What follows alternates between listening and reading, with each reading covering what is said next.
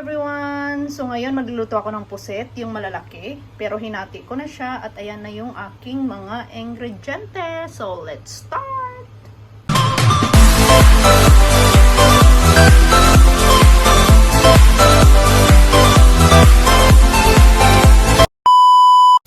Hello everyone! So ayan, meron akong malaking pusit dito na nabili ko. So, lilinisan ko at lulutuin ko ito, i-adobo ko. 3 piraso lang ito mga langga. Bali, 6 pala ito, pero hinati ko. Kasi kung i-slice ko pa ito, marami naman na ito. O, diba? Actually, first time ko itong lutuin mga langga. Kasi mas maano ako dun sa maliliit eh. So, titingnan ko kung anong kalalabasan nito. So, ayan, may isda pa siya na sinain. O, diba? So, ayan. Hello everyone! So, ayan. Magluluto ako ngayon ng pusit. Kaso itong pusit ko is malalaki to siya. Hindi ako sanay dito. Kasi masanay ako dun sa maliliit na pusit. Pero okay lang. Try ko lang. Kasi same lang naman daw yung lasa. So ayan mga langga. So ayan. Sutay-sutay lang. So this is my own version. Hindi mo to version. Hindi niya version. Hindi version ng nanay mo. At lalong-lalong hindi version ng mong kapitbahay. Charot lang. Siyempre, first time kong lutuin itong malalaking pusit na to kasi usually yung niluluto ko is yung maliliit na pusit lang naman. So, hindi ako marunong. At siyempre, nag-ask ako doon sa mga chef nating kaibigan. Siyempre, to the rescue sila. O, diba? So, ayan, nagtanong ako kay Dabs Cooking at kay Beth's Kitchen Only. So, ayan, tingnan sa yung dalawa. So, tinuruan nila ako kung... So, ayan mga langga, ilagay ko na yung aking pusit. Talo mo na rin yan. O, diba? So, isasapit ko rin yan. Talagyan ko sa ng black pepper. Hinati-hati ko pala mga langga. 3 piraso lang to.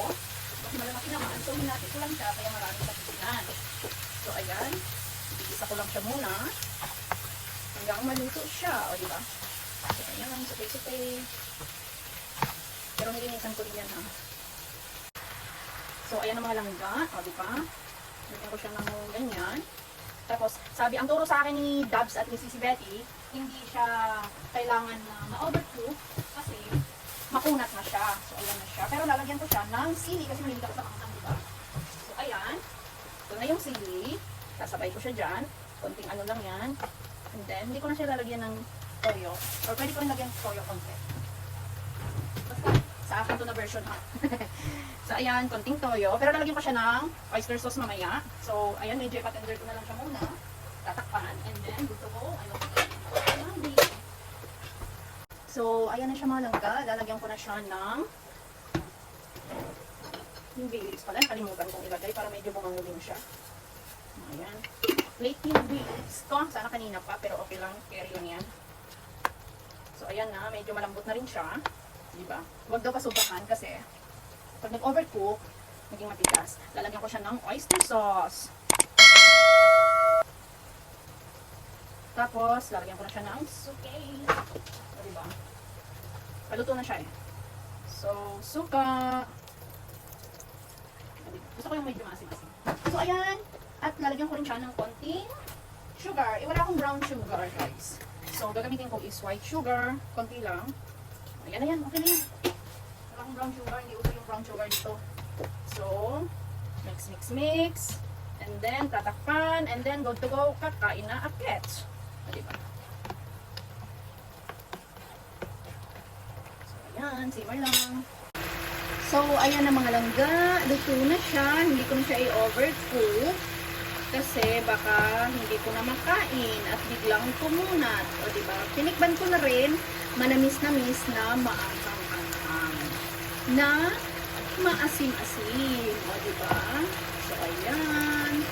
After kakain na, nagpapainit na rin ako ng kanin ko. And I'm good to go. I'm hungry na mga langga.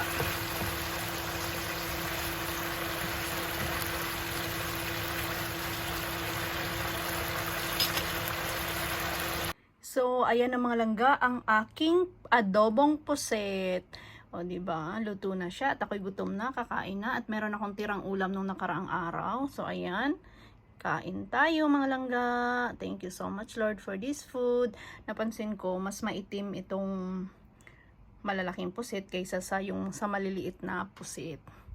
Let's eat guys.